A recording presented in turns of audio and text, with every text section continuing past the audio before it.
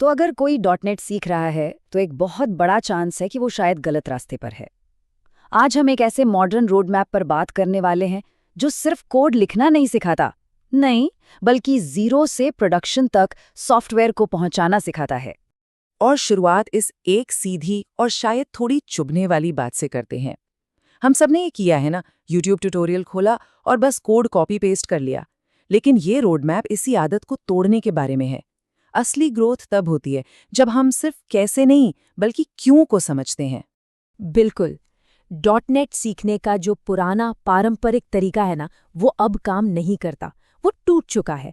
पूरा इकोसिस्टम बदल गया है, तो जाहिर है सीखने का तरीका भी बदलना ही होगा। तो चलिए देखते हैं कि ये नया मॉडर्न तरीका आखिर है क्या। तो पहला और शायद सबसे ज़रूरी बदलाव यहाँ से शुरू होता है। अब बात सिर्फ कोड लिखने की नहीं है, बात ये समझने की है कि वो कोड असल में चलता कैसे है, पर्दे के पीछे क्या हो रहा है, वो वास्तव में कैसे एग्जीक्यूट होता है। वो पुराने दिन याद हैं जब हर दूसरी लाइन के बाद console.writeline लगाकर अंदाजा लगाया जाता था कि अरे कोड यहां तक पहुंचा या नहीं। वो तो अंधेरे में तीर चलाने जैसा था।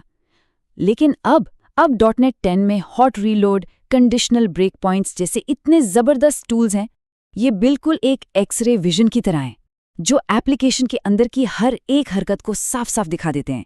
इनको ऐसे समझिए जैसे ये कुछ जादुई चश्मे हैं जो हर डेवलपर के टूलकिट में होने ही चाहिए। वॉच विंडो से रियल टाइम में वेरिएबल्स की वैल्यू बदलती हुई दिखती है। इमीडिएट विंडो तो इतनी पावरफुल है कि डिबगिंग के दौरान ही कोड चलाकर देख सकते हैं। कॉल स्टैक पूरी कहानी बताता है कि कोड इस पॉइंट तक किन रास्तों से होकर आया है। और एक्सेप्शन सेटिंग्स, ये तो बग्स को पैदा होते ही पकड़ लेती हैं। और यही बात इस पूरे सेक्शन का निचोड़ है। दुनिया के सबसे शानदार डिज़ाइन पैटर्न्स इस्तेमाल कर लीजिए, लेकिन अगर ये ही नहीं पता कि फेल होने पर उन्हें डीबग कैसे करना है, तो वो सारे पैटर्न्स बेकार हैं। डीबगिंग पहली और सबसे ज़रूरी स्किल है, नॉन निगोशिएबल। ठीक है, तो डीबगिंग की नींव मजबूत हो गई। अब आते हैं अगले फंडामेंटल पर। अब कोड हकीकत से मिलेगा, और वो हकीकत है HTTP। हमें वायर की भाषा समझनी होगी, वो भाषा जिस पर आज की लगभग हर मॉडर्न एप्लीकेशन चलती है। पुराना तरीका क्या था? HTTP एक जादू था, एक ब्लैक बॉक्स। बस एक रिक्वेस्ट भेजी और एक रिस्पॉन्स आ गया, काम खत्म। 404 क्या है, 502 क्यों आया, हेडर्स में क्या छिपा है, इन सब से कोई मतलब नहीं था। लेकिन आज के .NET 10 के दौर में ये नज़रिया बिल्कुल नहीं चलेगा। आप जो भी API बनाते हैं वो HTTP पर ही चलती है, तो वायर की भाषा बोलना अब अनिवार्य है। ये डायग्राम इस पूरी कहानी को बहुत अच्छे से दिखाता है। देखिए, जब एक क्लाइंट रिक्वेस्ट भेजता है तो सबसे पहले क्या होता है? वो DNS से सर्वर का IP एड्रेस पूछता है। जैसे ही पता मिलता है, वो सर्वर के साथ एक TCP कनेक्शन बनाता है। इसके बाद असली HTTP रिक्वेस्ट भेजी जाती है। सर्वर उसे प्रोसेस करता है और आखिर में एक रिस्पॉन्स वापस भेजता है। इस रिस्पॉन्स में स्टेटस कोड होता है, हेडर्स होते हैं और हमारा डेटा होता है। मॉडर्न वेब की नींव यही पूरी बातचीत है। चलिए अब बात करते हैं परफॉर्मेंस की। ये वो कॉन्सेप्ट्स हैं जो एक हाई परफॉर्मेंस स्केलेबल एप्लीकेशन बनाने के लिए एब्सोल्युटली क्रिटिकल हैं। और सच कहूं तो यही वो चीजें हैं जो एक अच्छे डेवलपर और एक बेहतरीन डेवलपर के बीच का फर्क तय करती हैं। एसिंग का वेट को लेकर एक बहुत ही कॉमन गलतफहमी है। लोग सोचते हैं ये मैजिक मल्टीथ्रेडिंग है। नहीं, एसिंग का मतलब नया थ्रेड बनाना नहीं है। इसका मतलब है थ्रेड को आज़ाद करना। सोचिए, एक रेस्टोरेंट में एक वेटर है। जब वो आपका ऑर्डर लेकर किचन में देता है तो क्या वो वहीं खड़ा इंतजार करता है जब तक खाना बने? नहीं ना, वो दूसरे टेबल्स पर चला जाता है। एसिंग भी बिल्कुल यही करता है। वो थ्रेड को IO ऑपरेशन का इंतजार करने से बचाता है ताकि वो थ्रेड कोई दूसरा काम कर सके, और इसी से मिलती है हमें जबरदस्त स्केलेबिलिटी। और ये फ्लोचार्ट इसी पूरी प्रक्रिया को बहुत खूबसूरती से दिखाता है। देखिए, जैसे ही मेथड एक अवेट पर पहुंचता है और वो काम अभी पूरा नहीं हुआ है, तो कंट्रोल तुरंत वापस कॉलर को चला जाता है और हमारा थ्रेड आज़ाद हो जाता है। और जब वो काम पूरा हो जाता है तो मेथड ठीक वहीं से आगे चलना शुरू कर देता है जहां उसने छोड़ा था। और इसका असर क्या होता है? जरा इन नंबर्स पर एक नज़र डालिए। एक सिंक्रोनस API जो 100 थ्रेड्स को ब्लॉक करके सिर्फ 500 रिक्वेस्ट प्रति सेकंड हैंडल कर पा रही है, वहीं एक एसिंक API सिर्फ 8 थ्रेड्स का इस्तेमाल करके 5200 रिक्वेस्ट हैंडल कर लेती है।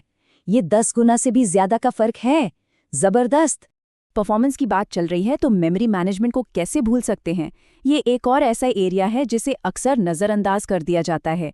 वो अरे गार्बेज कलेक्टर है ना, वो सब देख लेगा वाला रवैया प्रोडक्शन में आउट ऑफ मेमोरी एक्सेप्शन बनकर सामने आता है।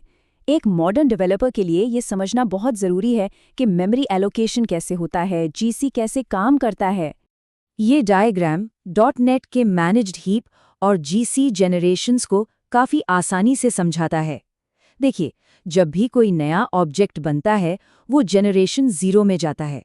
जब जीसी चलता है और जो ऑब्जेक्ट्स बच जाते हैं उन्हें प्रोमोट करके जनरेशन 1 में भेज दिया जाता है, और जो वहाँ भी बच जाते हैं वो जनरेशन 2 में चले जाते हैं।